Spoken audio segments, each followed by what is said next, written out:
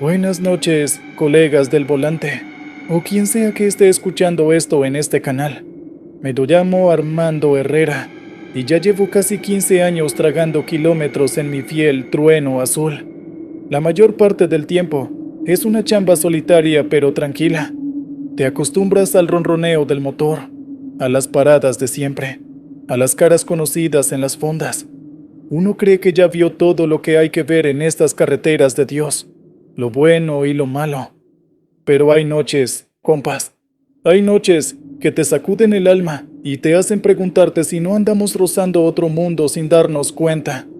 La que les voy a contar, esa me cambió. Fue hace como 2 años. Llevaba una carga de abarrotes para un pueblo medio escondido en la sierra, por allá en el sur. Era una de esas rutas secundarias que uno toma para ahorrar tiempo, o porque no queda de otra. Culebreaba entre cerros pelones y bosques que se veían negros como boca de lobo en la noche cerrada.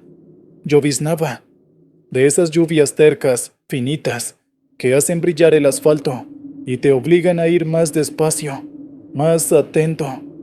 Iba yo tranquilo, escuchando una estación de radio que apenas se agarraba, pura estática y pedazos de canciones viejas. Calculaba llegar al pueblo al amanecer. Todo normal, les digo, hasta que la vi. Al borde de la carretera, justo donde empezaba la maleza espesa, había una figura, pequeña, como de un niño parado bajo la llovizna.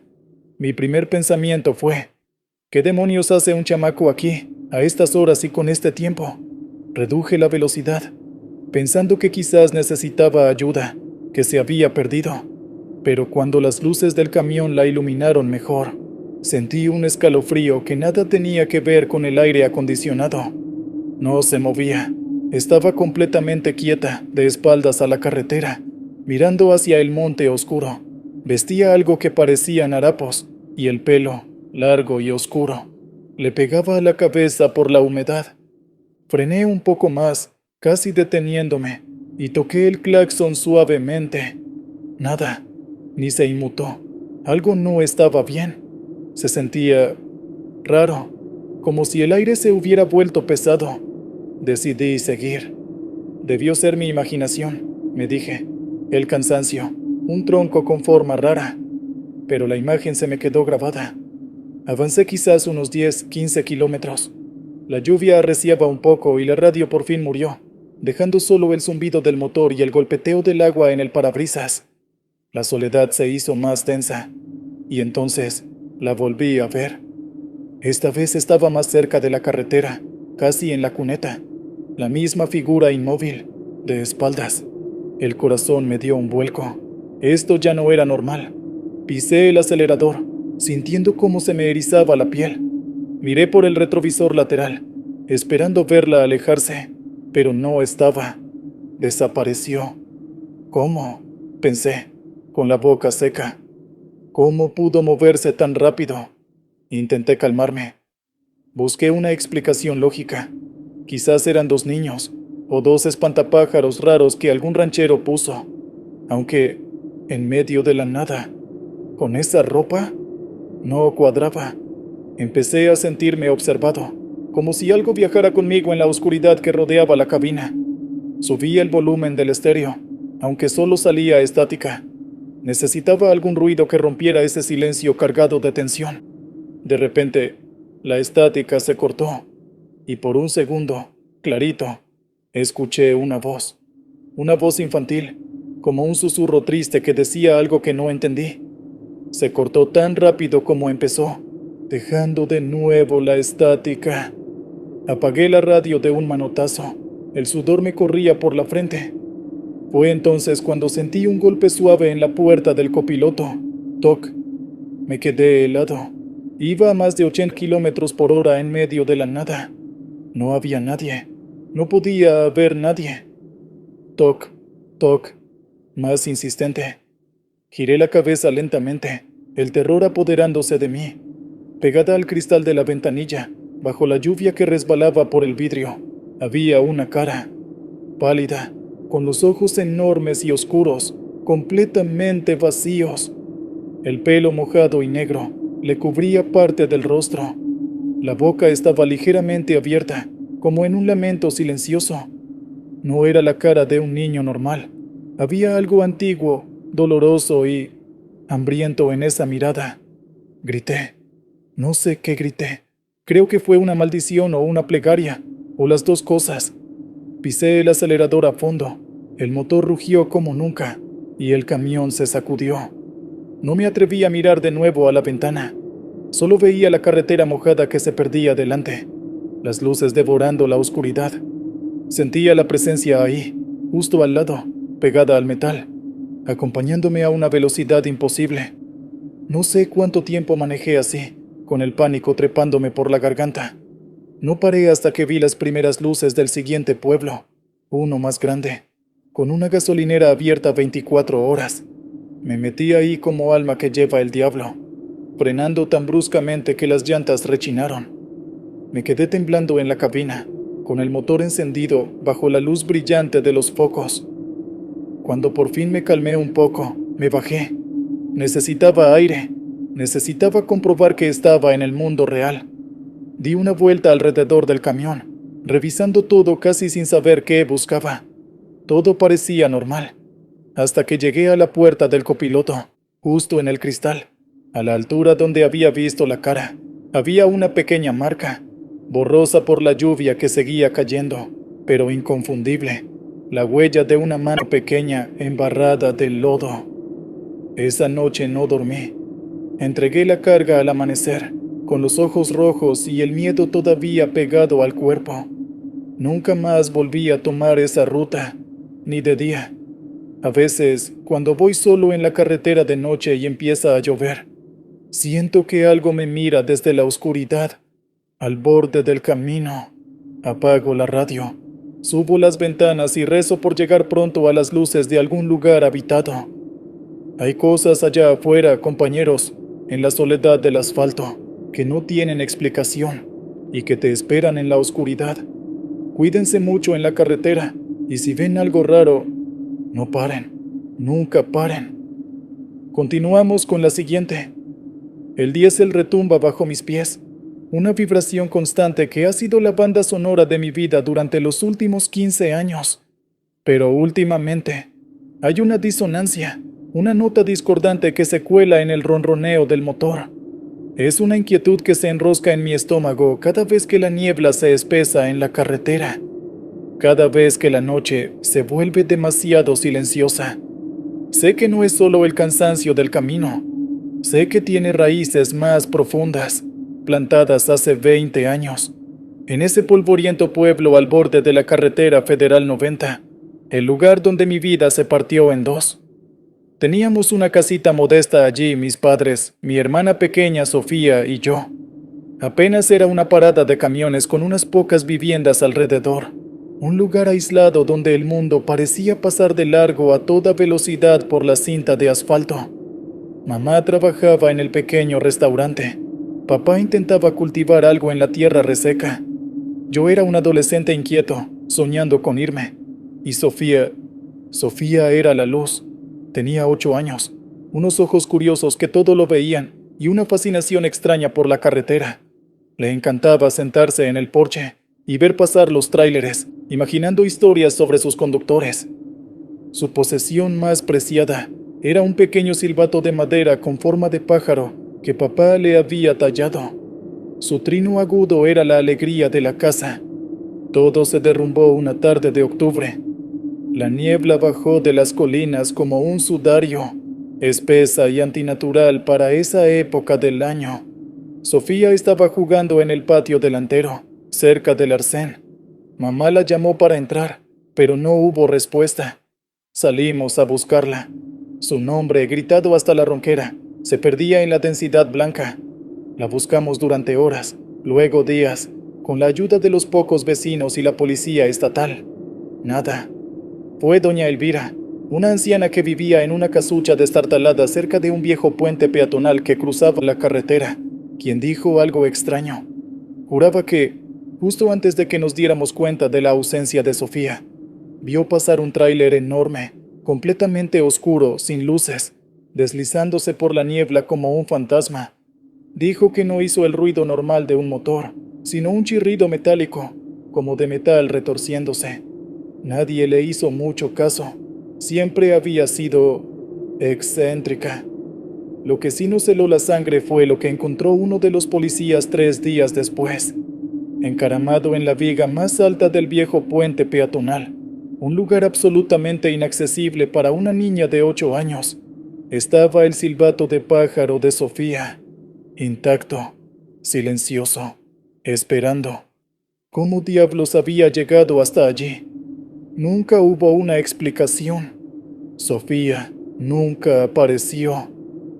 La tragedia nos destrozó. Mamá se hundió en una depresión de la que nunca salió del todo. Una sombra silenciosa en la casa que antes llenaba de risas. Papá encontró consuelo en la botella, hasta que el alcoholismo lo consumió y murió unos años después, supuestamente en un accidente laboral, aunque siempre pensé que fue el dolor lo que lo mató. Yo me fui en cuanto pude. Necesitaba distancia, aire. Paradójicamente terminé aquí, al volante de un tráiler, recorriendo las mismas carreteras que me robaron a mi hermana, buscando una huida que nunca llega. Intenté enterrar el pasado bajo miles de kilómetros de asfalto, pero el pasado, como dicen, siempre encuentra la forma de volver. Hace 6 meses, conduciendo por una ruta secundaria en Arizona, a cientos de kilómetros de la carretera federal 90, una niebla igual de espesa que aquella tarde me envolvió de repente, y entonces lo oí, claro como el cristal, agudo, inconfundible, el trino del silbato de pájaro de Sofía. Sonó dentro de la cabina, frené en seco, el corazón martilleándome contra las costillas. Busqué frenéticamente debajo del asiento, en la guantera, en los compartimentos. Nada. Solo el silencio y la niebla apretando contra los cristales. Un par de días después, me enteré por una llamada de un antiguo vecino que doña Elvira había muerto. Se había caído desde el viejo puente peatonal. Un accidente, dijeron, pero yo sabía que no lo era. Empecé a preguntarme si me estaba volviendo loco. Las cosas empeoraron. El silbido volvía esporádicamente, siempre en noches de niebla o lluvia intensa.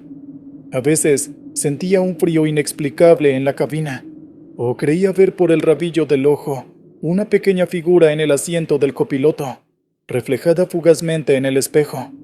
El miedo se convirtió en mi copiloto constante.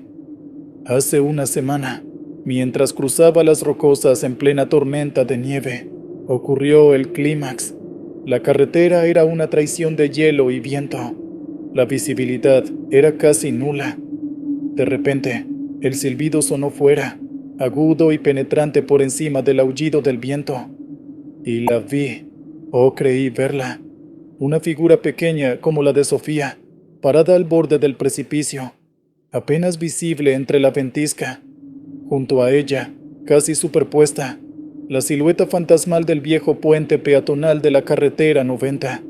Y entonces, surgiendo de la nieve como una aparición infernal, un tráiler negro, sin luces, con ese chirrido metálico espantoso, se abalanzó sobre mí, intentando sacarme de la carretera, empujarme hacia el abismo donde estaba la figura. Giré el volante desesperadamente, luchando contra el derrape, mis nudillos blancos. Y en ese instante, sobre el tablero, justo frente a mí, apareció el pequeño silbato de madera. No sé qué me poseyó. Quizás fue el terror puro, o un último rescoldo de amor fraternal. Grité el nombre de Sofía, no como una pregunta, sino como una afirmación, como un escudo.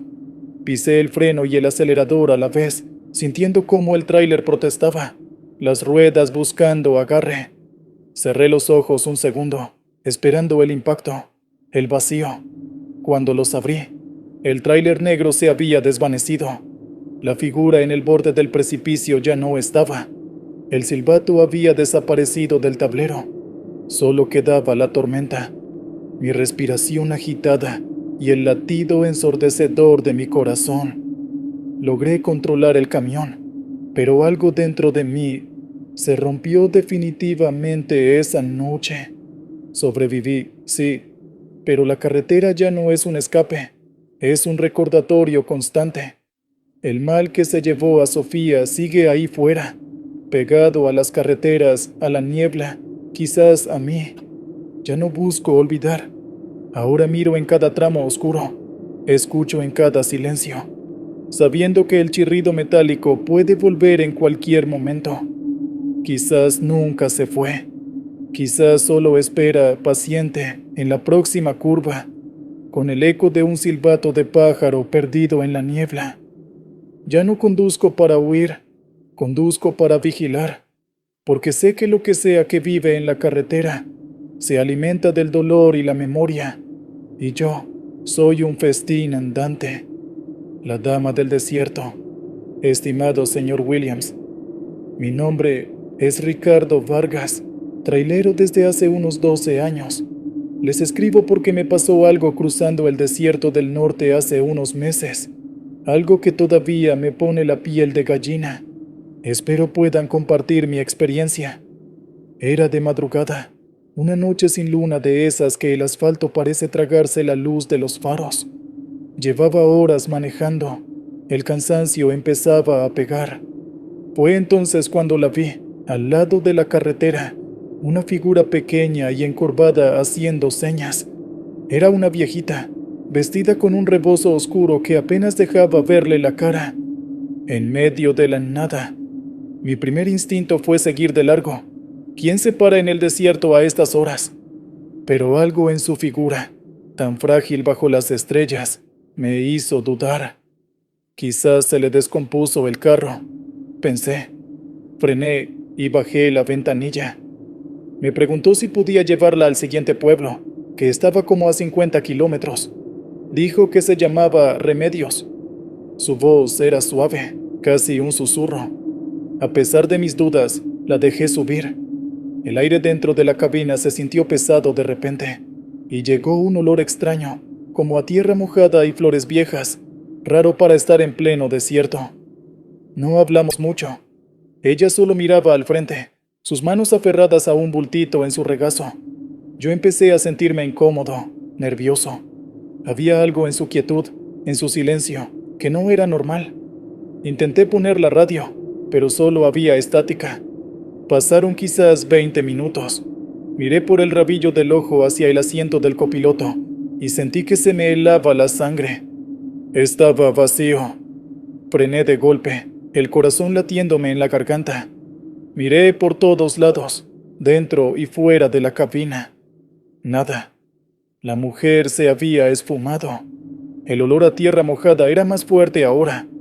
Lo único que quedó en el asiento fue una pequeña flor blanca, ya marchita, que definitivamente no estaba ahí antes.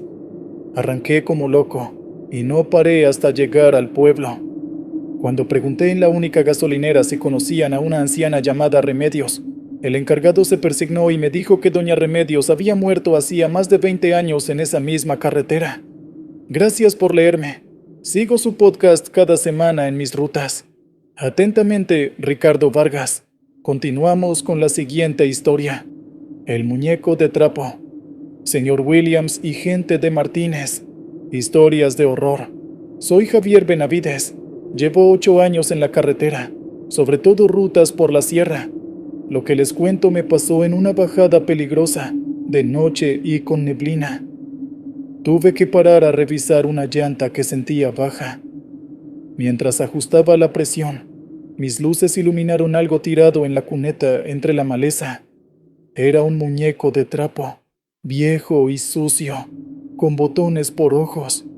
No sé por qué, quizás la soledad del lugar, la neblina, pero sentí lástima. Lo recogí y lo metí en la cabina, poniéndolo en el tablero, para que me haga compañía. Bromeé para mis adentros, aunque sentí un escalofrío al decirlo. Seguí mi camino. La neblina se puso más espesa. De repente, escuché como una risita ahogada, muy bajita, justo a mi lado. Pensé que era el sueño, el cansancio, pero volví a escucharla. Miré al muñeco. Uno de sus ojos de botón parecía mirarme fijamente. Me entró un miedo irracional. Sentí que algo me rozaba el brazo, pero no había nada. Poco después, casi me salgo de la carretera en una curva cerrada. Juraría que sentí como si alguien empujara el volante. Volví a mirar al muñeco. Ahora tenía la cabeza girada hacia mí. Eso no podía ser. Estaba seguro de cómo lo había dejado. Con manos temblorosas, agarré esa cosa horrible. Bajé la ventanilla y lo lancé con todas mis fuerzas hacia la oscuridad del barranco. Sentí un alivio inmediato, pero duró poco. A los pocos kilómetros, empecé a escuchar un llanto, como de niño, que parecía venir de atrás del camión, justo de donde había tirado el muñeco. Aceleré, pero el llanto me siguió por un buen rato, hasta que por fin se perdió en la distancia. Llegué a mi destino con los nervios destrozados. Nunca más recojo nada de la carretera.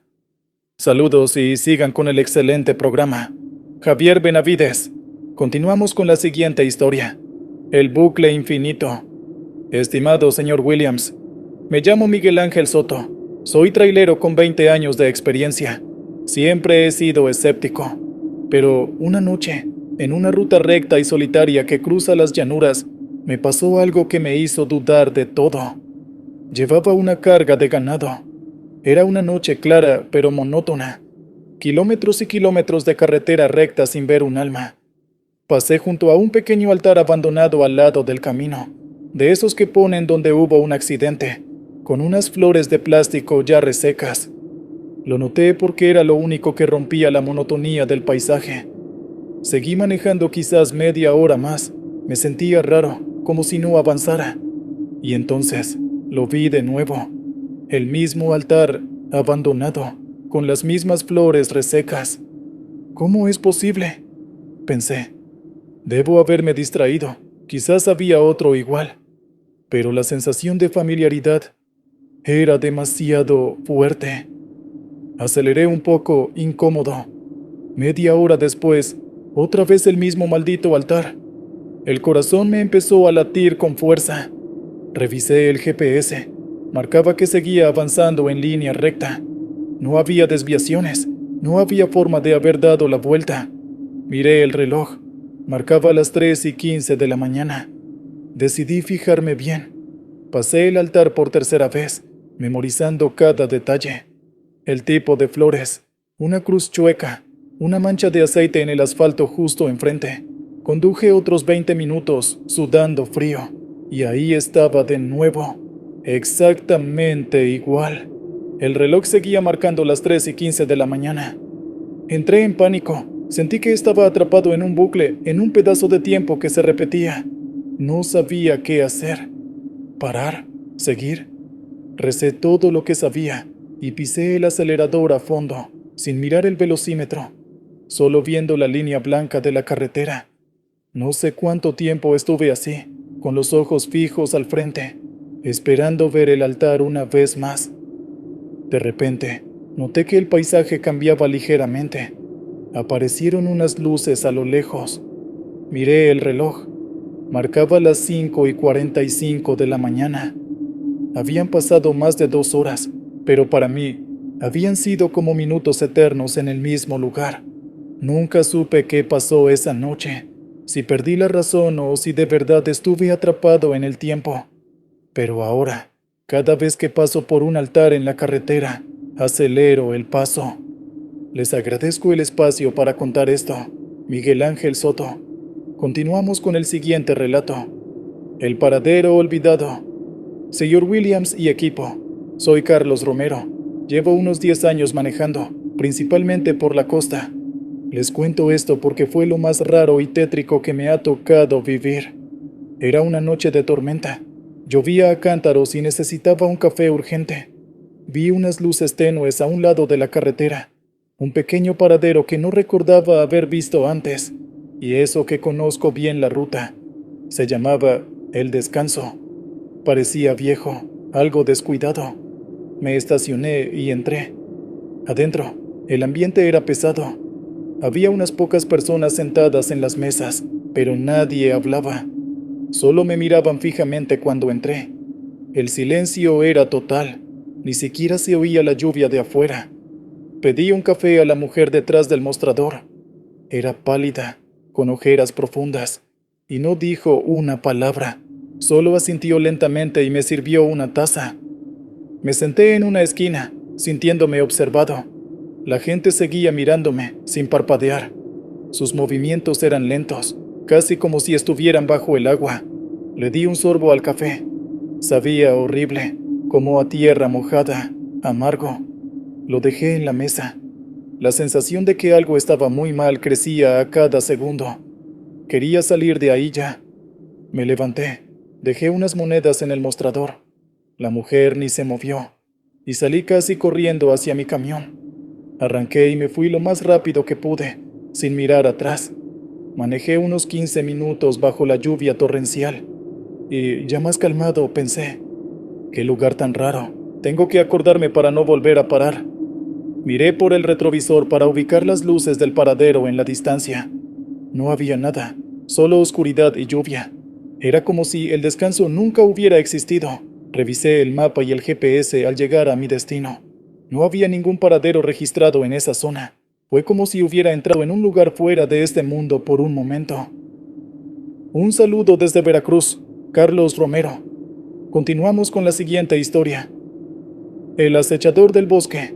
Estimados Martínez. Historias de horror y señor Williams. Me llamo Esteban Durán. Llevo poco tiempo como trailero, unos 3 años, pero ya me tocó una experiencia que no le deseo a nadie. Fue en una ruta que atraviesa una zona muy boscosa y montañosa. Era de noche, como casi siempre en estas historias, ¿verdad? Iba subiendo una cuesta larga y lenta. Todo estaba muy oscuro. Los árboles formaban casi un túnel sobre la carretera. Empecé a escuchar un ruido raro, como ramas rompiéndose muy cerca, a la par del camión. Pensé que era algún animal grande, un venado quizás. Pero el ruido no paraba. Sonaba como si algo corriera a la misma velocidad que yo, entre los árboles. Agudicé la vista y entonces lo vi. Una forma oscura, grande, moviéndose increíblemente rápido entre los troncos. No parecía un animal normal. Era demasiado grande y se movía de una forma extraña, como agachado, casi a 4 patas, pero no exactamente. Sentí un miedo profundo. Aceleré todo lo que pude en la subida. El ruido se hizo más fuerte, más cercano. De repente, escuché un golpe tremendo en el techo del remolque, como si algo pesado hubiera saltado encima. ¡Pum! Y luego, rasguños. Unos rasguños fuertes, metálicos, como si unas garras enormes estuvieran intentando abrirse paso. El camión se empezó a tambalear. Entré en pánico y empecé a dar volantazos de lado a lado, tratando de tirar lo que fuera que estuviera ahí arriba. Escuché otro golpe fuerte, como si algo cayera, y luego silencio. No me detuve. Seguí manejando como loco hasta salir de la zona boscosa y llegar a una zona más abierta y poblada. Cuando revisé el camión a la luz del día, encontré unos arañazos profundos en el techo del remolque. Eran 3 marcas paralelas, muy separadas entre sí, y habían rasgado el metal. Ningún animal que yo conozca podría hacer algo así. No sé qué era esa cosa, pero sé que no era de este mundo. Gracias por su tiempo, Esteban Durán. Continuamos con el siguiente relato. El camión fantasma. Buenas noches, señor Williams y equipo del podcast. Soy Luis Fonseca, trailero veterano, ya con canas en esto. Les escribo desde algún punto de la Ruta 57, lo que vi hace años en un tramo viejo de carretera, de esos que ya casi nadie usa, todavía me persigue. Era una noche con niebla espesa. Iba despacio, con las luces de emergencia puestas. De repente, vi unas luces potentes acercándose rápido por detrás. Era otro camión, uno viejo, modelo de los 60s o 70s, todo oxidado y abollado. Se me pegó tanto atrás que casi podía sentir su motor vibrando en mi cabina. Me echaba las luces altas, me tocaba el claxon. Un sonido ronco y feo. Me estaba acosando. Yo no podía acelerar mucho por la niebla, pero el tipo parecía no tener miedo. Me rebasó rugiendo, casi sacándome del camino. Lo maldije por loco. Lo vi perderse en la niebla más adelante. Respiré aliviado. Pero unos minutos después, lo vi de nuevo. Venía de frente, el mismo camión viejo con las luces altas cegándome. Y venía en reversa, a toda velocidad, directo hacia mí. Frené en seco, esperando el impacto que me haría pedazos. Cerré los ojos. No pasó nada. Abrí los ojos y no había nada. El camión se había esfumado. La carretera estaba vacía delante y detrás, salvo por un olor penetrante a diésel quemado y un frío repentino que se coló en la cabina. Me quedé ahí parado un buen rato, temblando. Luego seguí, manejando más despacio que nunca, mirando por los espejos a cada rato. Nunca más vi ese camión, pero a veces, en noches de niebla, me parece oler ese diésel quemado de nuevo. Espero sirva mi relato. Un saludo. Luis Fonseca. Continuamos con la siguiente historia. La llamada del CB. Estimado señor Williams, mi nombre es Jorge Núñez. Llevo 6 años en las carreteras, y aunque uno escucha muchas historias, nunca pensé que me tocaría una a mí. Fue en una ruta solitaria, cruzando una zona de sierras donde ni el celular ni la radio agarran bien. Por eso suelo llevar prendido el radio CB, por si acaso, aunque casi nadie lo usa ya. Esa noche, estaba en silencio total, solo el ruido de mi motor. De repente, el CB cobró vida. No era una conversación normal de traileros. Era pura estática al principio, luego como cantos raros, lamentos, y después una voz clara, fría, metálica. Dijo mi nombre. Jorge, te estamos esperando, Jorge. Me quedé helado. Miré alrededor. No había ni un alma en kilómetros. Pensé que era una broma de mal gusto. Algún loco con un transmisor potente. ¿Quién habla?, pregunté al micrófono, con la voz temblorosa. La voz se rió. Una risa horrible, seca. Sabemos que llevas la camisa azul a cuadros, Jorge. Sabemos que tienes la foto de tu niña en el tablero. No te escondas. Sentí que la sangre se me iba a los pies. Estaba describiendo exactamente lo que llevaba puesto y lo que tenía en la cabina. El pánico me invadió. Mira detrás de ti, Jorge. Estamos justo detrás, susurró la voz. No me atreví. Clavé la vista al frente, pisé el acelerador y apagué el maldito radio CB de un manotazo. No quise saber qué o quién estaba detrás. Conduje sin parar hasta la siguiente ciudad, con el corazón en la boca. Desde entonces, rara vez prendo el CB y cuando lo hago, si escucho algo raro, lo apago de inmediato. Hay voces que es mejor no escuchar. Saludos y gracias por el espacio, Jorge Núñez. Continuamos con el siguiente relato. La advertencia de la ermita. Buenas noches, señor Williams y equipo. Soy Mateo Ríos, trailero desde hace 18 años. He visto muchas cosas en la carretera, pero esto me pasó en la Espinazo del Diablo, esa carretera de montaña tan famosa por sus curvas y sus historias. Hay muchas ermitas y altares pequeños al lado del camino, recordando a los que se quedaron ahí. Siempre les tengo respeto, bajo la velocidad. A veces me persigno. Una noche, subiendo con carga pesada, pasé junto a una ermita particularmente llena de flores frescas y veladoras encendidas. Había un cartelito escrito a mano, casi infantil, clavado en la tierra. Alcancé a leerlo bajo mis luces. No recoja a la mujer llorando. Me dio un escalofrío. Seguí subiendo, y un par de kilómetros más adelante, en una curva cerrada y oscura, la vi. Una mujer de pie al borde del precipicio, de espaldas a mí. Llevaba un vestido blanco y parecía que temblaba, como si estuviera llorando desconsoladamente. El primer impulso es parar, ayudar, pero recordé el cartel. Algo me dijo que hiciera caso. Aceleré, pasando junto a ella sin mirarla directamente. aunque sentí su presencia helada al pasar. Justo cuando la dejaba atrás, escuché un grito desgarrador, lleno de furia y dolor, que pareció venir justo detrás de mi remolque. Sonó tan cerca, tan fuerte, que me hizo saltar en el asiento. Miré por el retrovisor. No había nada, solo la carretera oscura y vacía, pero sentí que había escapado de algo terrible por muy poco. No sé quién era esa mujer, si era la Llorona de la que tanto hablan, o algún otro espíritu de la carretera, pero le hice caso a la advertencia, y creo que eso me salvó. Al llegar a la siguiente ermita, me detuve y dejé una pequeña ofrenda. Más vale prevenir. Espero les interese mi historia. Los escucho siempre.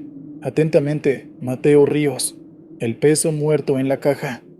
Hola, señor Williams. Soy Armando, trailero de plataforma desde hace unos 15 años.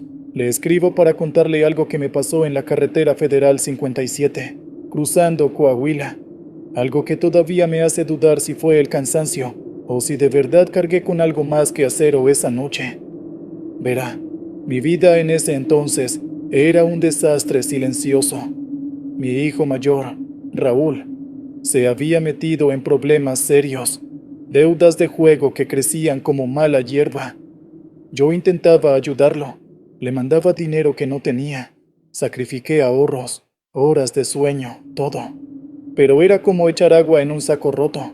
Cada llamada suya era para pedir más. Cada negativa mía venía seguida de amenazas veladas de la gente a la que le debía. Mi esposa no sabía la magnitud del problema. Yo se lo ocultaba para no preocuparla, lo que me llenaba de una culpa constante, un peso adicional a la carga que ya llevaba en el tráiler. Esa noche, antes de salir de Monterrey, habíamos tenido otra discusión telefónica. Raúl sonaba desesperado, casi al borde. Colgué sintiéndome la peor basura del mundo, un padre inútil, atrapado entre el volante y la ruina de mi hijo. El viaje empezó tenso. La carretera 57, especialmente de noche, tiene ese aire desolado que se te mete en los huesos. Era pasada la medianoche, un calor pegajoso a pesar de la hora, y el cielo estaba nublado, sin luna ni estrellas. Solo mis faros cortando la oscuridad y el ronroneo constante del motor. Llevaba una carga pesada de vigas de acero para una construcción en piedras negras. Cada kilómetro recorrido se sentía como un año. Mi mente no dejaba de darle vueltas a Raúl, a las deudas, a la cara de decepción que pondría mi esposa si se enteraba. Me sentía agotado, no solo físicamente, sino emocionalmente vacío, como si mi propia vida fuera una carga demasiado pesada. El aire dentro de la cabina se sentía denso, olía a diésel rancio y a mi propio sudor frío. Los kilómetros pasaban lentos, monótonos. La carretera era una cinta negra infinita devorada por mis luces. Dejé atrás castaños y me adentraba en una zona particularmente solitaria. Kilómetros y kilómetros sin ver un alma, ni luces de otros vehículos. Fue entonces cuando empecé a sentirlo. Primero fue sutil, una ligera inestabilidad en la carga, como si algo se hubiera movido atrás. Lo achaqué a un bache, al peso mismo de las vigas acomodándose, pero la sensación persistió. Pequeños tirones, casi imperceptibles, pero rítmicos. Luego, el camión pareció volverse más pesado, como si hubiera recogido algo sin darme cuenta. El motor empezó a forzarse un poco más. El consumo de diésel en la computadora de viaje subió inexplicablemente. Pensé que quizás una llanta estaba baja o algún problema mecánico, pero todos los indicadores estaban normales. La sensación de peso extra era innegable. Empecé a sudar frío, no por el calor, sino por una inquietud creciente. Miré por los retrovisores, pero solo veía la lona que cubría las vigas, tensa y quieta bajo la luz de la cabina reflejada. Nada fuera de lo normal. Sin embargo, la sensación de que algo más iba conmigo se intensificó. Era una presencia, una pesadez que no era solo física. Me sentía observado, juzgado. Mi mente, inevitablemente, voló hacia Raúl. Era la culpa, el estrés manifestándose de forma física. ¿O era algo más? Decidí orillarme en un acotamiento amplio, uno de esos paraderos improvisados en medio de la nada. Apagué el motor y el silencio fue casi ensordecedor, roto solo por el zumbido de algún insecto nocturno y mi propia respiración agitada. Bajé de la cabina. El aire caliente y húmedo me golpeó la cara. Caminé hacia la parte trasera de la plataforma, mi linterna barriendo la lona. Todo parecía en orden. Las correas estaban tensas, la lona sin rasgaduras. Golpeé suavemente la carga, un sonido metálico sordo. Nada.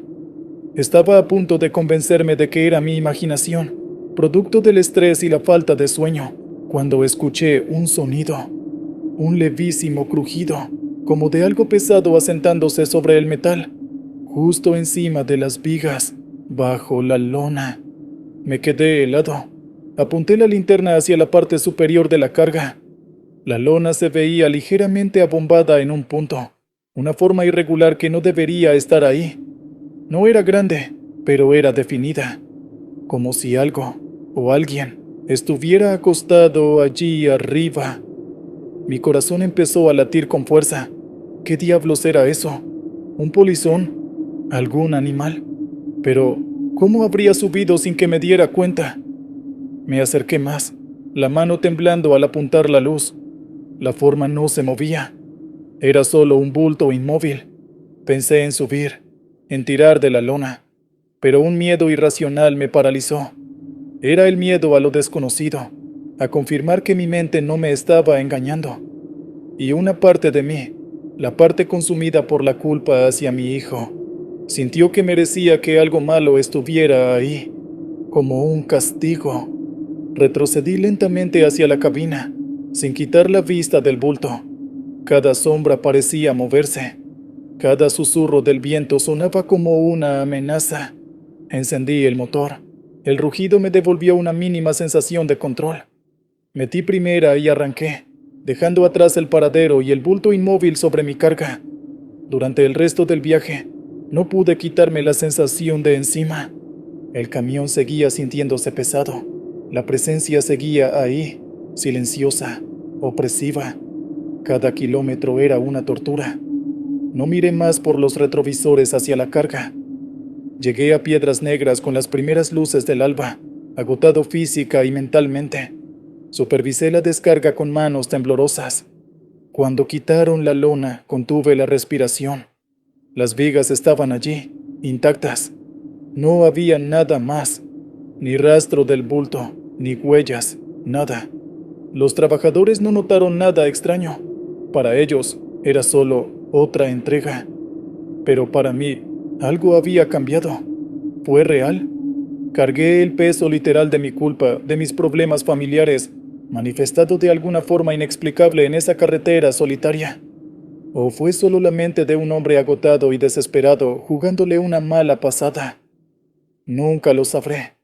La deuda de mi hijo eventualmente se resolvió, con más sacrificios, pero se resolvió. Sin embargo, esa sensación de haber llevado un peso muerto, invisible pero real, en la plataforma de mi camión, nunca me ha abandonado del todo. A veces, en noches largas, todavía siento que el camión pesa más de lo debido. Esa fue mi experiencia, señor Williams. Espero sirva para su programa. Ahora, continuamos con más. La última llamada desde la Interestatal 10. ¿Qué tal, señor Williams? Aquí le va mi historia.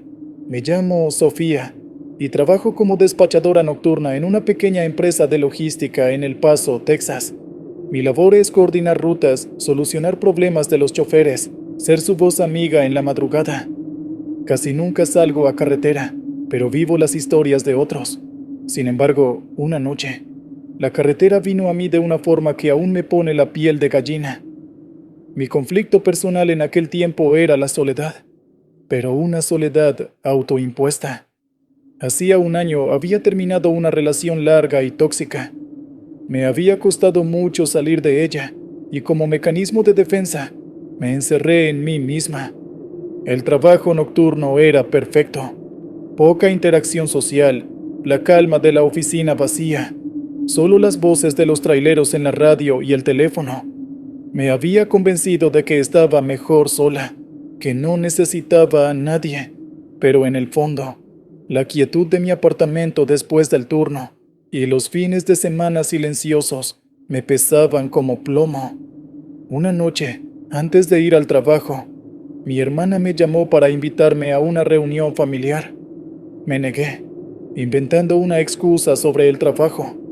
Colgué y me sentí culpable, pero también aliviada. La idea de socializar, de fingir que todo estaba bien, me agotaba más que cualquier turno doble. Esa coraza de autosuficiencia era mi refugio y mi prisión. Esa noche en particular, la oficina estaba más silenciosa que de costumbre. Llovía a cántaros afuera, un aguacero típico del desierto que convertía las calles en ríos momentáneos. El sonido de la lluvia contra las ventanas era constante, hipnótico. Estaba monitoreando a los conductores, la mayoría reportando retrasos debido al clima en diferentes puntos de la autopista 10, tanto hacia el este como al oeste. Todo transcurría con normalidad, dentro del caos climático. El aire olía a café recalentado y al ozono de la lluvia. Sentía el cansancio acumulado de la semana, mis párpados pesados, la mente divagando entre los reportes de los choferes y mi propia melancolía. Fue cerca de las 3 de la mañana cuando entró la llamada, no por la radio, sino por la línea telefónica directa, un número privado. La identifiqué de inmediato. Era Javier, uno de nuestros conductores más veteranos y confiables, un hombre amable, siempre con una palabra de aliento. Cubría la ruta hacia Los Ángeles. «Hola Javier, ¿todo bien? ¿La lluvia te está dando problemas?», pregunté, intentando sonar animada. La línea estaba llena de estática, como si estuviera llamando desde el fondo de un pozo. Su voz llegó entrecortada, ahogada. «Sofía, necesito ayuda», logró decir. No sonaba como él. Su voz era un susurro aterrado, casi irreconocible. «Javier, ¿qué pasa? ¿Tuviste un accidente? ¿Dónde estás?», pregunté, mi propia calma empezando a quebrarse. La pantalla de mi computadora mostraba su ubicación GPS, un tramo desolado de la autopista 10 en Arizona, entre Phoenix y la frontera con California, una zona conocida por su monotonía y por ser un agujero negro de señal telefónica. «No, no es un accidente. Hay algo afuera», susurró. La estática crepitaba con fuerza. «Srenia, Namenia, Smotrich, Isokna». Se me heló la sangre. «Logos, ¿qué cosa, Javier? Es una persona. ¿Estás seguro? Puede ser el reflejo, la lluvia». «No, no es un reflejo. Es alto, muy delgado. Ojos. No tiene ojos». Su voz se quebró en un sollozo ahogado. Podía escuchar su respiración rápida, casi hiperventilando. «Lleva aquí un rato, solo parado, bajo la lluvia, mirándome. No se mueve». Mi mente intentaba buscar una explicación lógica. Alguien varado, un animal extraño. Pero la descripción: «Javier, cierra las cortinas, no mires. Están las puertas aseguradas. Voy a llamar a la patrulla de caminos de Arizona. Dame tu milla exacta si puedes». «No puedo moverme», gimió. «Siento frío, mucho frío. Sofía, creo que quiere entrar». La estática se intensificó, casi ahogando sus palabras. Escuché un sonido extraño al otro lado, un golpe sordo, como si algo hubiera chocado contra el metal del camión. Luego, un silencio abrupto, solo la estática crepitando como insectos furiosos. «Srenia, Javier. Javier, contéstame», grité al teléfono. Nada, la línea seguía abierta, pero solo se oía el ruido blanco. Marqué frenéticamente el número de la patrulla de caminos de Arizona. Les di la última ubicación GPS de Javier. Les expliqué la situación, la llamada extraña, la descripción de la figura. El oficial al otro lado sonaba escéptico pero profesional. Me aseguraron que enviarían una unidad, pero que tardaría debido a la tormenta y la lejanía del lugar. Los siguientes 40 minutos fueron los más largos de mi vida. Intenté llamar a Javier una y otra vez, pero su teléfono iba directo a buzón. La radio de su camión permanecía en silencio. Miraba fijamente la pantalla del GPS, el punto que indicaba su camión, inmóvil en medio de la nada bajo la lluvia torrencial. Mi propia soledad en la oficina se volvió opresiva. Cada sombra parecía moverse. Cada ruido de la lluvia contra el cristal sonaba como un golpe. Me sentía completamente impotente, conectada a él solo por esa llamada aterradora y la tecnología que ahora parecía inútil. Mi propio aislamiento autoimpuesto se sintió ridículo frente al terror real que Javier parecía estar enfrentando. Solo en esa carretera oscura. Finalmente recibí la llamada de la patrulla de caminos. Habían encontrado el camión de Javier. Estaba perfectamente estacionado en el acotamiento, el motor apagado, las luces encendidas. No había signos de lucha, ni de entrada forzada. Pero Javier no estaba. Buscaron en los alrededores, a pesar de la lluvia, pero no encontraron rastro alguno. Era como si se hubiera desvanecido en el aire. El oficial me lo dijo con un tono grave, casi incómodo. Mencionó que esa zona tenía algunas historias extrañas, pero que oficialmente era un caso de persona desaparecida. Nunca encontraron a Javier. Su camión fue remolcado. La empresa notificó a su familia. Yo tuve que dar mi testimonio, repetir una y otra vez la descripción que Javier me dio de esa figura alta, delgada, sin ojos, parada bajo la lluvia. Nadie me creyó del todo.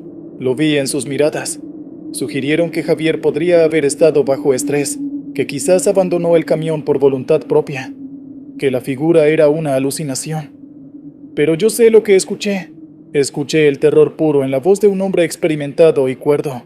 Y aunque estaba a cientos de millas de distancia, en la seguridad de mi oficina, sentí el frío que él describió. Sentí la presencia que lo observaba. Esa noche, la soledad que tanto había cultivado se sintió diferente. Ya no era un refugio, sino una vulnerabilidad aterradora. La carretera se había metido en mi oficina y me había recordado que hay cosas peores que estar solo. Ser encontrado por algo que acecha en la oscuridad. Y eso es lo que viví, o más bien, lo que escuché. Gracias por el espacio, señor Williams. Sigamos escuchando las historias de la carretera. El lamento del mezquite.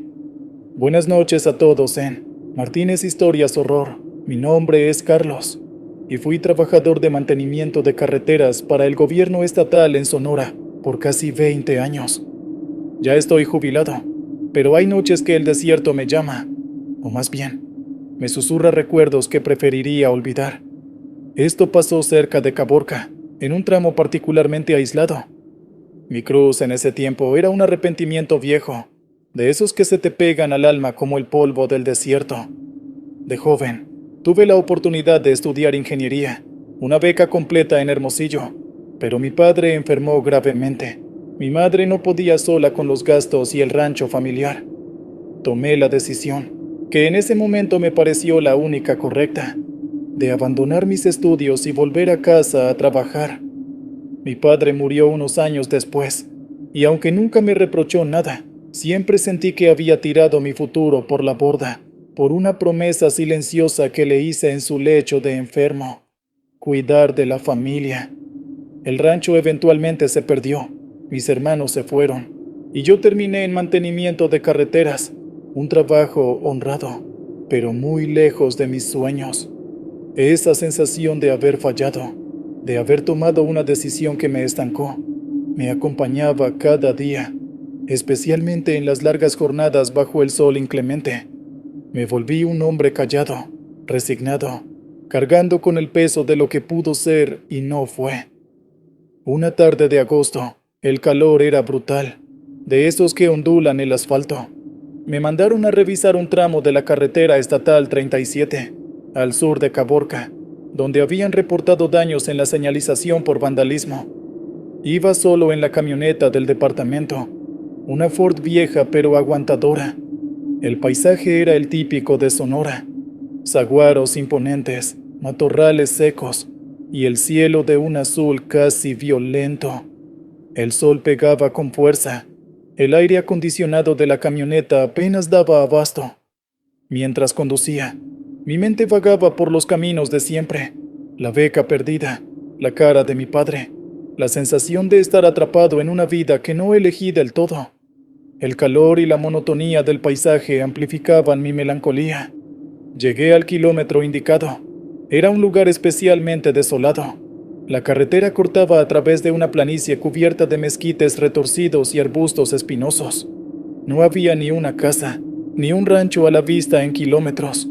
El silencio era absoluto, solo roto por el zumbido de los insectos y el viento caliente que levantaba pequeñas tolvaneras. Bajé de la camioneta. El calor me golpeó como un horno. El olor era a tierra seca, a creosota, a nada. Encontré las señales dañadas, unas dobladas, otras con pintadas sin sentido. Empecé mi trabajo, enderezando postes, limpiando grafitis, bajo el sol que quemaba la piel. El sudor me corría por la cara, la camisa pegada a la espalda. Mientras trabajaba, empecé a notar algo extraño. Un sonido muy bajo, casi imperceptible, como un lamento o un quejido largo y sostenido. Al principio pensé que era el viento jugando entre los mezquites, o algún animal, pero el sonido era constante, lastimero, y parecía venir de un grupo de mezquites particularmente grandes y viejos que estaban a unos 50 metros de la carretera. Me detuve, aguzé el oído. Sí, definitivamente era un lamento, un sonido de profunda tristeza. No parecía humano, pero tampoco animal. Era diferente. Sentí un escalofrío a pesar del calor. Miré hacia los mezquites. Sus ramas retorcidas parecían garras arañando el cielo. Había algo en ellos, en su quietud bajo el sol abrasador, que me inquietó. La sensación de haber tomado una mala decisión en mi juventud volvió con fuerza. Estaba este lugar, este sonido, conectado de alguna manera a mi propio lamento interno, a mi arrepentimiento. Sacudí la cabeza, intentando ser racional. Debía ser el viento, o mi propia mente cansada y acalorada. Seguí trabajando, pero no podía quitarme el sonido de la cabeza. Parecía volverse un poco más claro, aunque no más fuerte. Era un llanto ahogado, lleno de dolor. Terminé de arreglar la última señal y recogí mis herramientas. La curiosidad, mezclada con una creciente aprensión, me venció. Decidí acercarme a los mezquites. Caminé lentamente, mis botas levantando polvo. El sol me daba en la nuca, sentía la piel tirante. A medida que me acercaba, el lamento se hacía más distintivo, y empecé a sentir una opresión en el pecho, una tristeza ajena pero profunda que resonaba con la mía. Llegué al pie del mezquite más grande. Era un árbol viejo, nudoso, con la corteza agrietada como piel reseca. El lamento parecía emanar directamente de su tronco. No había nada visible, ninguna fuente obvia del sonido. Puse una mano sobre la corteza áspera y caliente. Estaba vibrando ligeramente, muy sutilmente, al ritmo del lamento. Retiré la mano como si me hubiera quemado. El miedo se mezcló con una profunda melancolía. ¿Qué era esto? ¿Una leyenda local? ¿Brujería?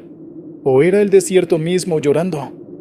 Entonces, la atmósfera cambió. El aire se sintió más pesado, cargado de algo antiguo y doloroso.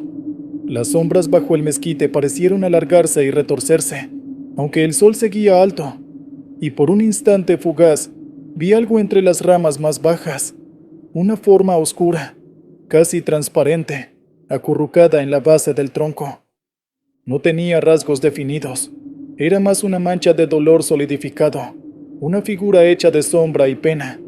No se movió, no me miró, solo existía, emanando esa tristeza insoportable que se sincronizaba con el lamento del árbol. No hizo ningún sonido audible, pero sentí su desesperación como una ola fría. Retrocedí instintivamente, tropezando con una raíz. Caí de espaldas sobre la tierra caliente. El lamento pareció intensificarse por un segundo, y la figura de sombra se encogió sobre sí misma, como si mi presencia la perturbara. Me levanté de un salto, el corazón desbocado. Ya no sentía curiosidad, solo un miedo visceral y una profunda necesidad de huir. Corrí hacia la camioneta sin mirar atrás, el sonido lastimero persiguiéndome. Arranqué el motor y pisé el acelerador a fondo, dejando atrás los mezquites y su lamento. Conduje varios kilómetros antes de atreverme a mirar por el retrovisor. Solo veía la carretera vacía y el paisaje desértico bajo el sol implacable. El sonido había desaparecido, pero la sensación de tristeza profunda y el recuerdo de esa figura oscura permanecieron conmigo. Llegué a la oficina sudando, pálido. No dije nada a nadie. ¿Cómo explicarlo? ¿Que un árbol lloraba y que vi una sombra hecha de dolor? Me tomarían por loco, pero esa experiencia me marcó. Me hizo reflexionar sobre mi propio lamento, mi arrepentimiento. Era yo como ese mezquite atrapado en mi pasado, llorando en silencio por lo que no fue. La experiencia no me dio respuestas, pero me dejó con una inquietud persistente, una sensación de que el desierto guarda penas antiguas y que a veces, si estás lo suficientemente roto por dentro, puedes escucharlas. Aún tiemblo al recordarlo. Aquí el señor Williams con el siguiente relato de nuestros oyentes. La parada de autobús que espera. Hola, señor Williams, soy Ramiro, un conductor de autobús de ruta foránea, de esos que conectan pueblos pequeños en las sierras de Oaxaca. Llevo años en esto, conozco cada curva, cada vado, cada sombra que juega malas pasadas en la noche. Pero hay una parada, una en particular, que evito si puedo, sobre todo después de lo que me pasó hace un par de inviernos. Mi vida en ese momento giraba en torno a mi madre. Estaba enferma, Alzheimer avanzado, y yo era su único cuidador. Cada peso que ganaba iba para sus medicinas, para la señora que la cuidaba mientras yo estaba en ruta. Era una carga pesada, no solo económica, sino emocional. Verla desvanecerse día a día, no reconocerme a veces, preguntar por mi padre ya fallecido, me rompía el corazón. Me sentía atrapado entre mi responsabilidad y el dolor de perderla lentamente. A veces, en la soledad de la carretera, sentía una rabia impotente, una culpa por desear que todo terminara, seguida de más culpa por sentir eso. Era un círculo vicioso de agotamiento y tristeza. Esa mañana, antes de salir, tuvimos un episodio difícil. No me reconoció, se asustó. Salí de casa con el alma en vilo y una sensación de fracaso pegada a la espalda. La ruta ese día era larga, desde Oaxaca capital hasta un pueblo perdido en la Sierra Juárez. Empezó a anochecer temprano, y la niebla empezó a bajar de las montañas, espesa como algodón sucio. La visibilidad era pésima, tenía que ir despacio, forzando la vista. El autobús iba casi vacío. Solo un par de pasajeros dormitando en los asientos traseros. El aire olía a humedad, a tierra mojada, a pino. El único sonido era el motor del autobús y el golpeteo de la lluvia fina que había empezado a caer. Mi mente, como siempre, estaba con mi madre, repasando sus gastos, preguntándome si había tomado la dosis correcta de la medicina, sintiendo esa mezcla de amor y agotamiento que me consumía. Fue en un tramo particularmente sinuoso y solitario, conocido como el Espinazo del Diablo, local, no el famoso de Durango, donde la vi. Una parada de autobús de concreto, vieja y deslavada por la intemperie, apenas visible entre la niebla. Y sentada en la banca, había una figura, una mujer.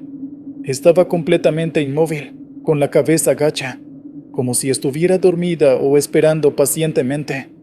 Llevaba ropa oscura, difícil de distinguir con la niebla y la poca luz. Normalmente no hay paradas oficiales en esa zona, y menos alguien esperando a esas horas y con ese clima. Pero mi instinto de conductor, la costumbre de parar si veo a alguien, me hizo reducir la velocidad. Pensé que quizás necesitaba ayuda, que su coche se había descompuesto. La niebla jugaba con las formas, pero mientras me acercaba, algo me pareció extraño. La quietud de la figura era absoluta, antinatural. No levantó la cabeza, no hizo ninguna seña. Era como una estatua. Detuve el autobús justo frente a la parada. Abrí la puerta neumática con un siseo. Zrenia, necesita ayuda, señora. ¿Va para el pueblo?, pregunté, mi voz sonando extraña en el silencio neblinoso. La figura no se movió. Seguía con la cabeza gacha. La lluvia fina le mojaba el cabello oscuro y lacio que le caía sobre la cara. No podía verle el rostro. El aire se sintió repentinamente más frío. Los pasajeros de atrás ni se inmutaron, seguían dormidos. «Swing, señora, ¿me escucha?», insistí, empezando a sentir una inquietud profunda. Mi mente, agotada y preocupada por mi madre, empezó a jugarme trucos. ¿Era real? ¿O era un producto de la fatiga y la niebla? Entonces, muy lentamente, la figura levantó la cabeza. No tenía rostro. Donde deberían estar los ojos, la nariz, la boca, solo había una superficie lisa, pálida, como de maniquí antiguo y desgastado, sin rasgos, solo la piel estirada y vacía. Un grito ahogado se me atoró en la garganta. Sentí un terror helado recorrer mi espalda. Mis manos se aferraron al volante. Quería cerrar la puerta, pisar el acelerador, huir de esa visión imposible, pero estaba paralizado. Mis ojos clavados en esa cara, o ausencia de cara. La figura sin rostro inclinó ligeramente la cabeza, como si me estuviera estudiando, aunque no tenía ojos para ver. No hizo ningún sonido, ningún gesto amenazante, pero su sola presencia silenciosa era una abominación, una violación a las leyes de la naturaleza. El frío se intensificó. Sentí que se me metía en los huesos. Mi mente conectó esa imagen con mi propia situación. Esa figura vacía, esperando eternamente en una parada olvidada. Era así como me sentía yo, vaciado por dentro, esperando un final que no llegaba para mi madre, para mi propia vida. El horror se mezcló con una tristeza profunda y desoladora. No sé cuánto tiempo pasó, quizás solo segundos, pero me pareció una eternidad. Finalmente, el instinto de supervivencia se impuso. Golpeé el botón para cerrar la puerta. El siseo sonó como un disparo en la quietud. Pisé el acelerador con tanta fuerza que las llantas traseras patinaron en el asfalto mojado. El autobús se lanzó hacia adelante, devorando la carretera neblinosa. No me atreví a mirar por el retrovisor hasta que estuve a varios kilómetros de distancia. Cuando lo hice, solo vi la niebla espesa y la carretera vacía detrás de mí. La parada de autobús había desaparecido, tragada por la bruma. Llegué al pueblo temblando, pálido. Los pocos pasajeros que bajaron no comentaron nada. Probablemente no vieron nada desde atrás. No dije una palabra sobre lo ocurrido. ¿Quién me creería? Desde esa noche, evito pasar por ese tramo si puedo tomar una ruta alterna, aunque sea más larga. Mi madre falleció unos meses después. La extraño terriblemente, pero una parte de mí sintió un amargo alivio, y la culpa por ese alivio todavía me acompaña. A veces me pregunto si esa figura sin rostro sigue esperando en esa parada fantasma, en medio de la niebla. ¿Qué espera? ¿A quién? ¿O es solo un reflejo de la desesperación y el vacío que a veces cargamos, los que transitamos estas carreteras solitarias, esperando algo que nunca llegará? Espero que mi relato les haya puesto los pelos de punta. Continuamos con la siguiente historia en Martinez. Historias de horror. Recuerdas que puede dejar tus historias en el chat y con gusto serán narradas. El reflejo en el cromo. Señor Williams, buenas noches. Le escribo para contarle algo que me pasó siendo motociclista. Mi nombre es David, y aunque ahora manejo una camioneta por trabajo, durante años mi pasión fueron las motos, recorrer las carreteras secundarias de California, sentir el viento, la libertad. Pero una noche, en la Ruta 395, al este de la Sierra Nevada, esa libertad se sintió como una trampa. Mi conflicto era una crisis existencial bastante profunda. Tenía casi 30 años, un trabajo de oficina que odiaba pero que pagaba las cuentas, y una sensación constante de estar desperdiciando mi vida. Veía a mis amigos casarse, tener hijos, comprar casas, y yo seguía sintiéndome como un adolescente atrapado en el cuerpo de un adulto, sin rumbo fijo. Mi escape era la moto. Los fines de semana me perdía por horas en carreteras solitarias, buscando algo, aunque no sabía qué. Esa búsqueda de sentido era mi motor y mi tormento. Recuerdo una conversación con mi padre poco antes de ese viaje. Me preguntó qué planes tenía, cuándo iba a sentar cabeza. Sus palabras, aunque dichas con buena intención, resonaron en mi vacío, haciéndome sentir aún más perdido e inadecuado. Salí a la carretera ese fin de semana con esa conversación pesando en mi mente. Era un sábado por la noche. Viajaba hacia el norte por la 395, una carretera espectacular de día, pero increíblemente oscura y solitaria de noche. Planeaba acampar cerca de Mammoth Lakes. El cielo estaba despejado, lleno de estrellas, pero no había luna. La única luz era el faro de mi Harley, cortando la oscuridad como un cuchillo. El aire era frío y olía a pino y a polvo del desierto. El rugido del motor era mi única compañía. Me sentía pequeño bajo la inmensidad del cielo estrellado, y mis problemas existenciales parecían aún más grandes en ese vasto silencio. ¿Qué estaba haciendo allí? ¿Huyendo de qué? Llevaba un par de horas conduciendo, disfrutando de la soledad a pesar de mi melancolía, cuando empecé a sentir algo raro. Una sensación incómoda, como si no estuviera solo. Miré por los espejos retrovisores, pero solo veía la oscuridad detrás de mí. Agucé el oído por encima del ruido del motor, pero no escuché nada fuera de lo normal. Lo achaqué al cansancio, a la sugestión de la noche. Seguí conduciendo, pero la sensación persistía, incluso se intensificaba. Era como una presencia que viajaba justo detrás de mí, pegada a mi espalda, invisible en los espejos. Empecé a sentirme nervioso. Mi agarre en el manillar se tensó. Aceleré un poco, tratando de dejar atrás esa sensación, pero no funcionó. La presencia seguía ahí, implacable. Era paranoia, el reflejo de mi propia insatisfacción persiguiéndome. Fue entonces cuando me fijé en el cromo del tanque de gasolina. Estaba recién pulido, reflejaba el cielo estrellado y el haz de luz del faro en la carretera. Mientras miraba hacia abajo, vi algo más en el reflejo, una figura oscura, sentada detrás de mí en la moto. Mi corazón dio un vuelco. Aparté la vista rápidamente, diciéndome que era un juego de luces, una sombra, mi propia chaqueta reflejada de forma extraña, pero la imagen era clara, vívida. Volví a mirar el cromo, con el corazón latiendo en mis oídos. Allí estaba, una silueta negra, sin rasgos definidos, pero inconfundiblemente humanoide, sentada justo detrás de mí, sus brazos apenas visibles rodeándome la cintura, como un pasajero fantasma. No se movía, no hacía ruido, solo estaba ahí, reflejada en el metal brillante. Sentí un pánico helado.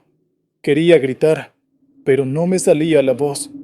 Quería frenar bruscamente, saltar de la moto, pero el miedo a lo que pudiera pasar me mantuvo pegado al asiento. La presencia se sentía increíblemente real ahora, no solo una sensación, sino un peso físico en la moto, un frío antinatural en mi espalda. ¿Qué era? ¿Un espíritu? ¿Una manifestación de mis propios miedos, de mi vacío existencial? Miré de nuevo el cromo. La figura seguía allí, inmóvil. Su cabeza estaba cerca de mi hombro. Aunque no tenía rostro visible en el reflejo, sentí que me observaba. El terror era tan intenso que empecé a sentir náuseas. Mis manos temblaban tanto que apenas podía controlar la moto. En un impulso desesperado, giré la cabeza bruscamente para mirar hacia atrás. No había nada, solo la carretera oscura y vacía. Volví la vista al frente, confundido, aterrorizado. Miré de nuevo el reflejo en el cromo. La figura seguía ahí. Estaba atrapado. Lo que fuera que viajaba conmigo, solo existía en el reflejo. Conduje así, no sé por cuánto tiempo, con esa figura silenciosa pegada a mi espalda, visible solo en el metal pulido. Cada kilómetro era una agonía.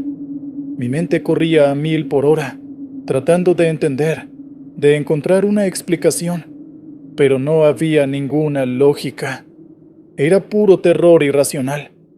La búsqueda de sentido que me había llevado a esa carretera se había convertido en una huida desesperada de algo inexplicable. Finalmente, vi las luces de un pequeño pueblo a lo lejos. Nunca me había alegrado tanto de ver señales de civilización.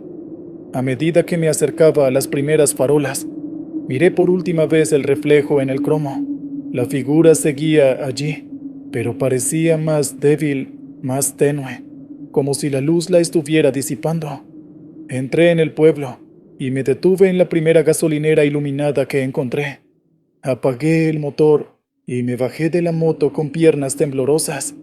Me apoyé en el tanque, respirando con dificultad. Miré el cromo. Estaba vacío. Solo mi propio rostro pálido y asustado me devolvía la mirada. La presencia había desaparecido. No acampé esa noche. Busqué el motel más cercano y me encerré en la habitación hasta el amanecer. Al día siguiente vendí la moto. No volví a subirme a una. La experiencia me cambió. No resolvió mi crisis existencial, pero le dio una perspectiva diferente. Me di cuenta de que huir por carreteras solitarias no era la respuesta. A veces, los fantasmas que nos persiguen no están afuera, sino dentro, y se reflejan en los lugares más inesperados. Todavía me pregunto qué era esa figura. ¿Un viajero perdido? ¿Una advertencia? ¿O simplemente el reflejo de mi propia sombra, de la parte de mí que se sentía vacía y perdida? Hasta aquí mi testimonio. Saludos a todos los que recorren las carreteras de la oscuridad. Escuchemos qué más nos han enviado. Frecuencia muerta en el desierto de Chihuahua. ¿Qué tal, señor Williams? Soy Ernesto. O bueno, era trailero hasta hace poco. Lo dejé. No por la paga ni por las horas, sino por algo que me pasó en el desierto de Chihuahua, en la carretera que va de Jiménez a Parral. Algo que me hizo cuestionar no solo mi cordura, sino la naturaleza misma de la realidad. Mi problema era una enfermedad, no mía, sino de mi hija pequeña, Lucía. Le diagnosticaron una condición cardíaca rara y congénita. Los médicos no eran muy optimistas. Decían que necesitaba una cirugía muy costosa y compleja, con pocas garantías. Cada día era una lucha contra el miedo, contra la impotencia de no poder hacer más. Cada viaje largo en el camión era una tortura, pensando en ella, en si estaría bien, en cómo juntaríamos el dinero. Mi esposa y yo estábamos desgastados, nuestra relación tensa por el estrés y el miedo constante. Me sentía desconectado de todo, operando en piloto automático, con una nube negra de preocupación siempre sobre mi cabeza. Esa mañana, Lucía había tenido una pequeña crisis respiratoria. Aunque se estabilizó, salí a trabajar con el corazón encogido y la sensación de que el tiempo se nos acababa. La carretera esa noche era un mar de oscuridad. El desierto de Chihuahua de noche es otro mundo, inmenso, silencioso, imponente. Conducía mi tráiler cargado de refacciones hacia Parral. No había luna, solo las estrellas brillando como diamantes fríos sobre un terciopelo negro. El aire era seco y fresco. Intentaba distraerme con la radio, buscando alguna estación que llegara hasta esa remota zona. Pasaba por el dial, encontrando solo estática, fragmentos de canciones rancheras lejanas, voces perdidas en la noche. Mi mente, sin embargo, volvía una y otra vez a Lucía, a su risa débil, a sus ojos grandes y asustados. La impotencia me roía por dentro. De repente, en una frecuencia que debería haber estado vacía, escuché algo. No era música ni una voz clara.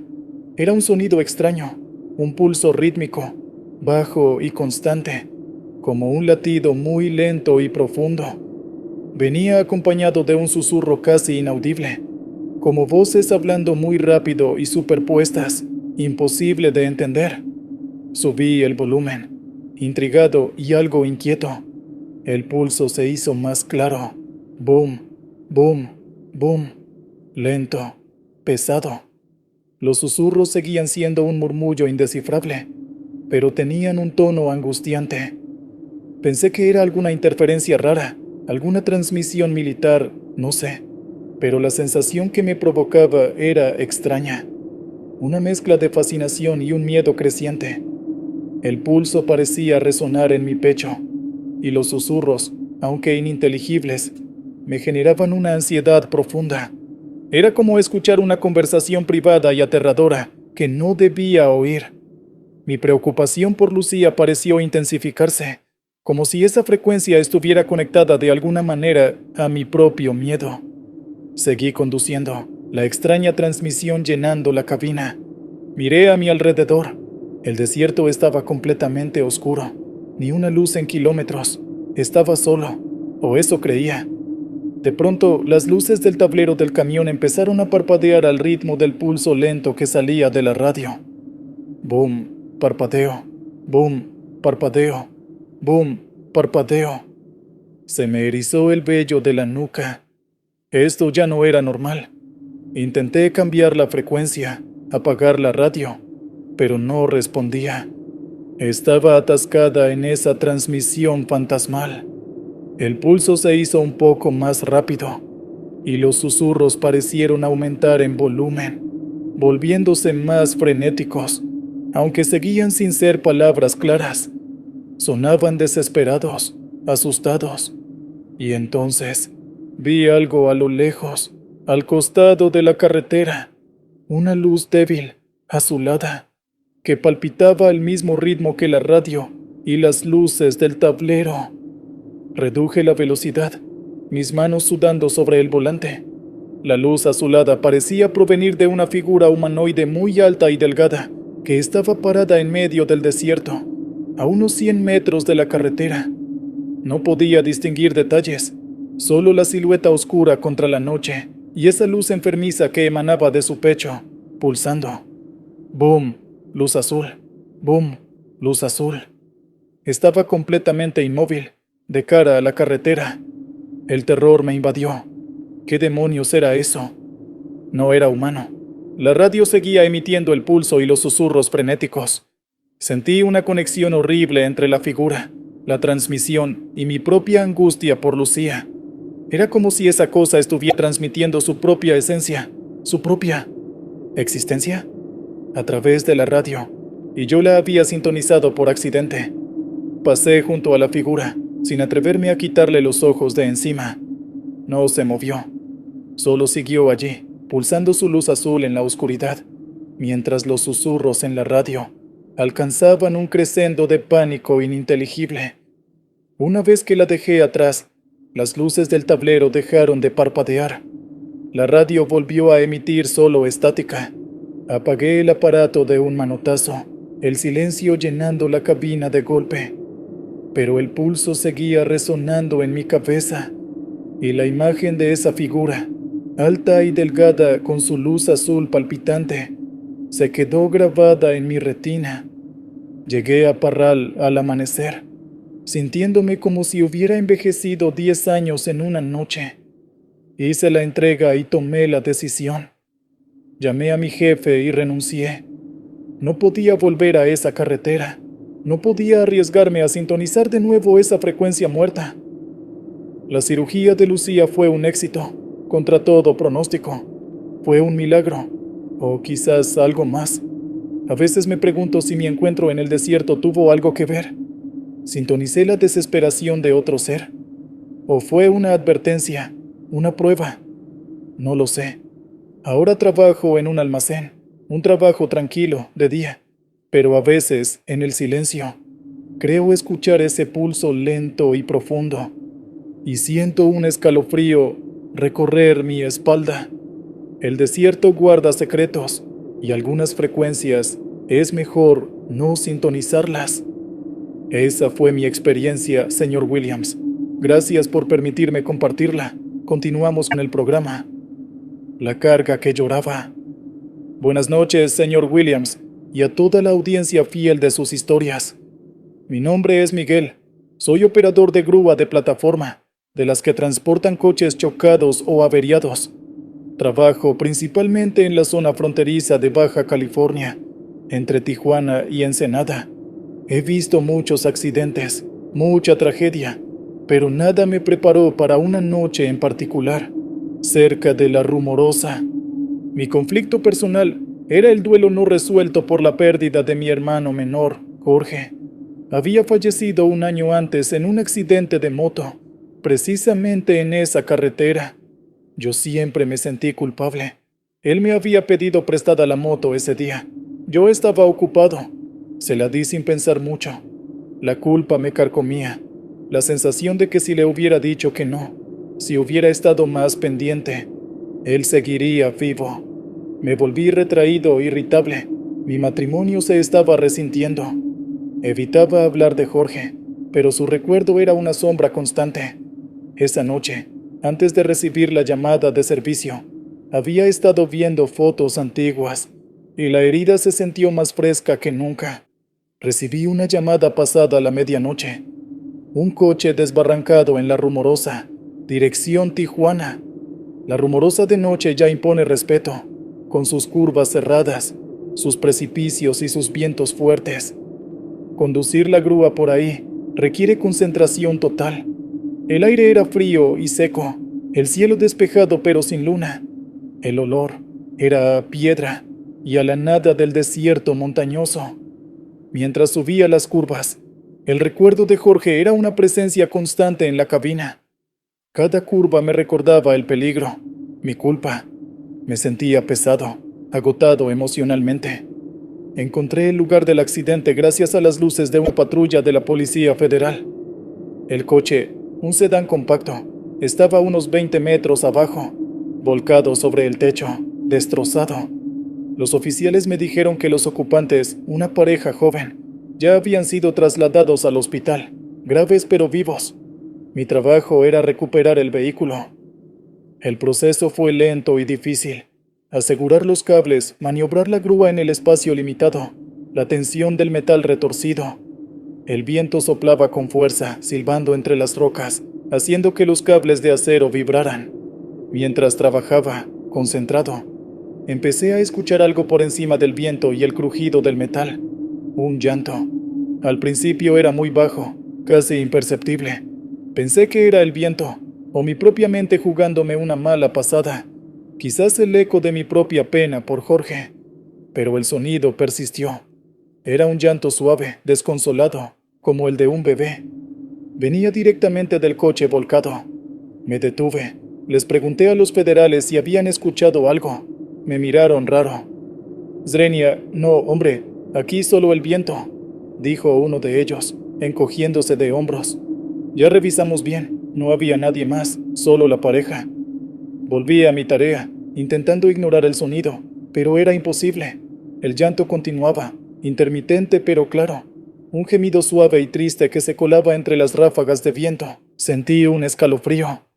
¿Habría un bebé que no vieron? Imposible. Los oficiales habían asegurado la escena. Pero el sonido era innegable. Finalmente logré enganchar bien el coche y empecé a izarlo lentamente con el brazo hidráulico de la grúa. A medida que el vehículo destrozado se levantaba del fondo del barranco, el llanto se hizo más fuerte, más claro. Ya no era solo un gemido, era un llanto de bebé inconfundible, lleno de angustia. Los federales también lo escucharon esta vez. Nos miramos entre nosotros, pálidos, confundidos. ¿Qué diablos es eso?, murmuró el otro oficial. acercándose a la grúa mientras el coche seguía subiendo. Cuando el vehículo estuvo finalmente sobre la plataforma de la grúa, el llanto cesó abruptamente. Un silencio tenso cayó sobre nosotros, solo roto por el aullido del viento. Con linternas en mano, los tres nos acercamos al coche volcado. Revisamos el interior destrozado con cuidado. Asientos rotos, cristales hechos añicos, objetos personales esparcidos. Pero no había rastro de un bebé, ni un asiento infantil, ni un juguete, nada. Aseguramos el coche a la plataforma, todavía perturbados. Los federales se fueron, dejándome solo con mi carga macabra y el eco de ese llanto inexplicable. Emprendí el descenso hacia Tijuana, el coche destrozado a mis espaldas. El viento seguía soplando, pero ya no escuché el llanto. Sin embargo, la sensación de tristeza y pérdida era abrumadora. Mi mente no dejaba de darle vueltas. ¿Qué había sido ese llanto? El espíritu de un bebé perdido en otro accidente. Una manifestación del dolor de la pareja herida. ¿O era mi propia culpa, mi duelo por Jorge, proyectándose en esa situación trágica? El llanto de un bebé nonato, como la vida que mi hermano no pudo vivir. Mientras conducía por las curvas oscuras, miré el coche destrozado por el retrovisor. Y por un instante, bajo la luz intermitente de la torreta de la grúa, me pareció ver una pequeña figura borrosa en el asiento trasero del coche volcado. Una silueta pequeña, acurrucada, apenas visible. Parpadeé y ya no estaba, solo los restos retorcidos del metal. Llegué al depósito sintiéndome helado hasta los huesos. Dejé el coche y me fui a casa. No pude dormir esa noche. El llanto resonaba en mi cabeza. La experiencia no me trajo paz respecto a Jorge, pero me hizo sentir la fragilidad de la vida de una manera visceral. A veces, las cargas que transportamos no son solo de metal. A veces, llevan consigo el peso del dolor, de la pérdida y de llantos que solo el viento y los corazones rotos pueden escuchar. Y eso es lo que viví. Gracias por el espacio, señor Williams. Que sigan las historias. El silencio del taxímetro. Buenas noches a todos en Martínez Historias Horror. Mi nombre es Ricardo y soy taxista aquí en la Ciudad de México. Llevo más de 20 años ruleteando por esta jungla de asfalto, de día y de noche. Uno cree que lo ha visto todo, pero hay servicios que se te quedan grabados, no por lo que pasa, sino por lo que no pasa, por el silencio. Mi problema en esa época era una deuda enorme que me estaba ahogando, no por vicio ni por lujos, sino por una mala inversión que hice tratando de asegurar el futuro de mi familia. Un amigo me convenció de meter mis ahorros en un negocio que resultó ser un fraude. Perdí todo y quedé debiendo una fortuna al banco y a prestamistas menos comprensivos. La presión era constante, las llamadas amenazantes, el miedo a perder el taxi, la casa. Trabajaba turnos dobles, apenas dormía, vivía con un nudo en el estómago. Mi esposa trataba de apoyarme, pero la tensión era palpable en casa. Me sentía un fracasado, un idiota por haber confiado en quien no debía. Y la desesperación me hacía tomar cada viaje, sin importar la hora o el destino, con tal de juntar unos pesos más. Era una madrugada lluviosa, de esas que lavan un poco la ciudad, pero hacen el tráfico imposible y espantan a los clientes. Estaba cerca del centro histórico, pensando en dar por terminado el turno, cuando una mano me hizo la parada. Era una mujer, parada bajo la marquesina de un edificio antiguo y oscuro. Vestía elegantemente, un vestido negro largo, un sombrero de ala ancha que le ocultaba parte del rostro, y guantes.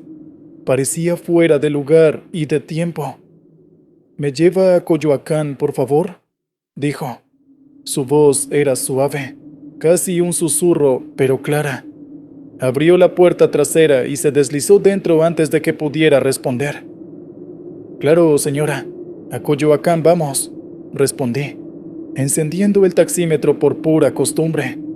Noté un perfume tenue y floral, agradable pero extrañamente frío. Arrancamos. La lluvia golpeaba el parabrisas. Los limpiadores iban y venían con un ritmo hipnótico. Las calles estaban casi desiertas.